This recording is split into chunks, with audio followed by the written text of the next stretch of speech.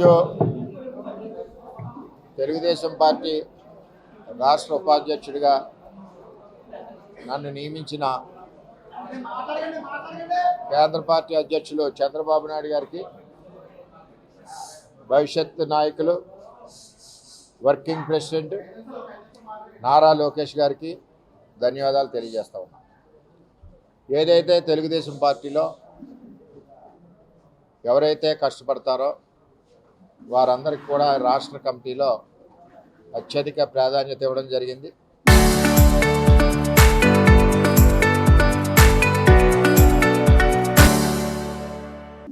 దాంతోపాటుగా ఇందులో కొంతమంది మండల స్థాయి ప్రెసిడెంట్లను కూడా ఇవ్వడం జరిగింది. ఇది ఒక పెద్ద శుభ పరిణామం.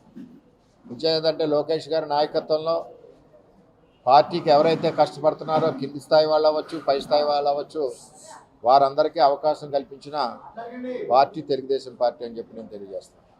ఈ పార్టీలో సేవ చేయడానికి నాకు ఈ అవకాశం కల్పించినందుకు చంద్రబాబు నాయుడు గారికి ధన్యవాదాలు తెలియజేస్తూ మరింత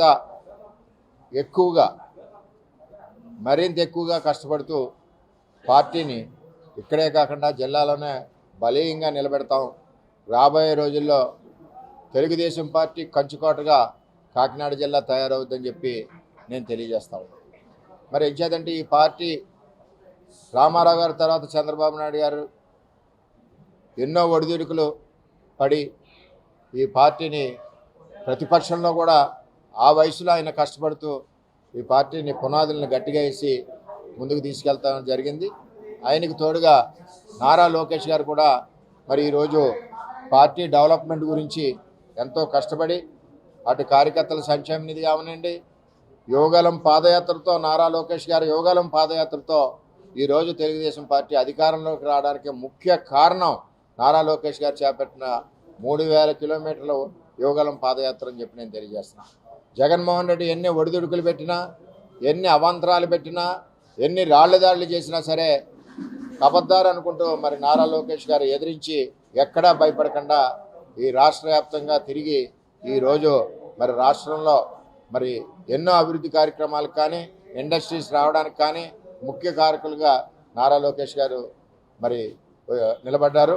అదేవిధంగా ఆయనకు వర్కింగ్ ప్రెసిడెంట్ ఇచ్చినందుకు పిఠాపురం నియోజకవర్గం తరఫున కార్యకర్తలందరూ మనసులో ఉన్న కోరిక ప్రకారం మరి ఆయనకి వర్కింగ్ ప్రెసిడెంట్ ఇచ్చినందుకు ఈ తెలుగుదేశం పార్టీ ఇంకా బలపడడం కాకుండా 2029లో అధికారంలోకి వస్తుందని కూడా తెలియజేస్తాం.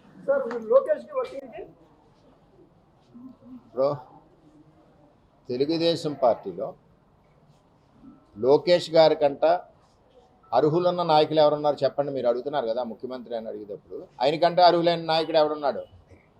ఈవేళ కార్యకర్తల సంక్షేమ నిధి ఏర్పాటు చేసిన నాయకుడు లోకేష్. యువగలం పాదయాత్రతో తెలుగుదేశం పార్టీని నిలబెట్టి మొన్న అధికారంలోకి తీసుకొచ్చిన నాయకుడు నారా లోకేష్. ఈవేళ 1 కోటి కార్యకర్తలను మెంబర్షిప్ చేసిన నాయకుడు లోకేష్. 9 లక్షల కోట్ల పెట్టుబడులు తీసుకొచ్చిన నాయకుడు లోకేష్. అంటే ఆయన పరిణితి చెంది అడుగడుగు ఒక్కొక్క అడుగు పైకి ఎక్కుకుంటా, ఆయన చంద్రబాబు నాయుడు గారి కొడుకుగా నేను మాట్లాడలేదు. ఆయన ఒక తెలుగుదేశం పార్టీ కార్యకర్తగా 13-14 సంవత్సరాల నుంచి ఈ పార్టీని కొన్ని రోజులు బ్యాక్ ఎండ్ నుండి నడిపించి తర్వాత ఫ్రంట్కి వచ్చి ఇన్ని కార్యక్రమాలు అభివృద్ధి చేసి ముందుకు తీసుకెళ్ళిన ఏకైక నాయకుడు నారా లోకేష్ గారు. అయినే ఈ రాష్ట్రానికి మా తెలుగుదేశం పార్టీలో చంద్రబాబు నాయుడు గారి తర్వాత పరిపాలించే అర్హత ఉన్న నాయకుడు నారా లోకేష్ గారు. మీరు అడిగింది చూసారా, ఇంత మించి ఇక్కడ తెలుగుదేశం పార్టీలో ఎవరు లేరు. మా పార్టీలో భవిష్యత్తులో ఇస్తారు, అది ఎప్పుడు చేయాలి ముఖ్యమంత్రి, ఎప్పుడు చేయకూడదు, కార్యకర్తల అభీష్టం ఎప్పుడు నెరవేర్చాలి, ఇవన్నీ కూడా చంద్రబాబు నాయుడు గారు నిర్ణయం తీసుకుంటారు. ఈవేళ ఒక స్టెప్ వర్కింగ్ ప్రెసిడెంట్గా ఇచ్చారు. ఈవేళ పార్టీ పగ్గాలు ఆయన చేతిలో పెట్టారు. రాబోయే రోజుల్లో కూడా మా భవిష్యత్ నాయకుడు మా తెలుగుదేశం పార్టీలో నారా లోకేష్ గారే పగ్గాలు చేపట్టి ఈ రాష్ట్రాన్ని ముందుకు తీసుకెళ్తారు.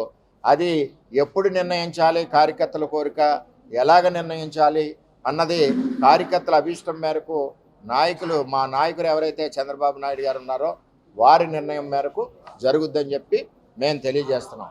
మా పార్టీగా మా తెలుగుదేశం పార్టీ కార్యకర్తలు మేము కోరుకుంటాం, మా యువ నాయకుడు కావాలని కోరుకుంటాం, తప్పేం లేదు. ప్రతి పార్టీ కోరుకుంటారు, ఏ పార్టీలో ఉన్నా సరే ఆ పార్టీ నాయకుడు కావాలని కోరుకుంటారు.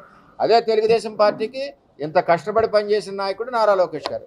అటువంటి నారా లోకేష్ నాయకత్వం ఈ రాష్ట్రానికి అవసరమని కార్యకర్తలు కోరుకోవడంలో తప్పులేదు, అందరి మనసులో కూడా ఉంది.